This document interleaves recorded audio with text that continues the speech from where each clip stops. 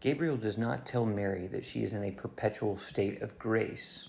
This commenter asks, I'm hearing it's in past perfect participle nonstop since I've seen the whole Catholic Protestant beef on TikTok. So the word Gabriel uses is kakaritomene, and it is a perfect passive participle. Perfect tells us the tense of the verb.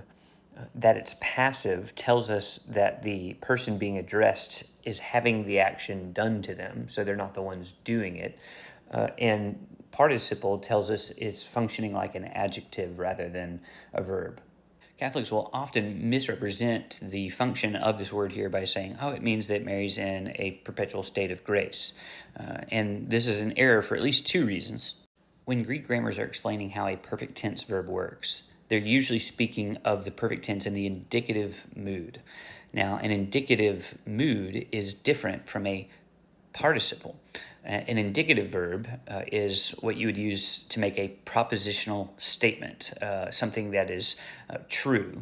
You would use a perfect, in this case, passive indicative. This is not a perfect passive indicative, it's a perfect passive participle. This is Dan Wallace's Greek grammar on the perfect tense. He says the force of the perfect tense is simply that it describes an event that's completed in the past and it has results existing in the present time. And most of the time, Catholics will stop right there and say, see, what Gabriel has said is true today. But I want you to notice two things. First, Dan is speaking of the perfect indicative here. Luke 1:28, Gabriel does not use a perfect indicative. He uses a perfect participle. So this is already not the right mood of the verb. Secondly, when it's talking about effects that are continuing into the present time, it's talking about in relation to the time of the speaker. In this case, the effects are relative to Gabriel, meaning when he says the word, it is a grace she was given that has present results for Gabriel and her. And the results in context are that she has been chosen to bear the Messiah. And so at best, we can only take this verb to mean, hey, Mary, you've been chosen and given grace, a grace that remains with you to give birth to the Messiah to this very moment. That is, the grace given to her is that she will birth the Messiah. And it doesn't mean any more than that. And Wallace goes on to explain that even if we're talking about a perfect indicative word, there's a great danger in overinterpreting it.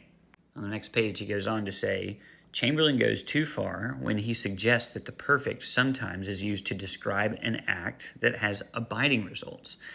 The implication that the perfect tells you that the event occurred and still has significant results goes beyond the grammar and is therefore misleading. Even more misleading is the notion, frequently found in commentaries, that the perfect tense denotes permanent or eternal results. So the two problems are that they take a perfect passive participle and they misuse it as a perfect indicative. And the reason that's a problem is because not even a perfect indicative functions in the way that they're arguing for it. And the second problem is that the timing of a perfect passive participle is relative to its context. And in this case, its context is Gabriel is addressing Mary because she's going to give birth to the Messiah. And so the grace that she's been given is particularly for that task. It would be to go beyond the grammar to suggest it goes any further. She has been chosen to birth the Messiah, and that's a great blessing. But that's the grace she's been given, not some sort of perpetual sinlessness.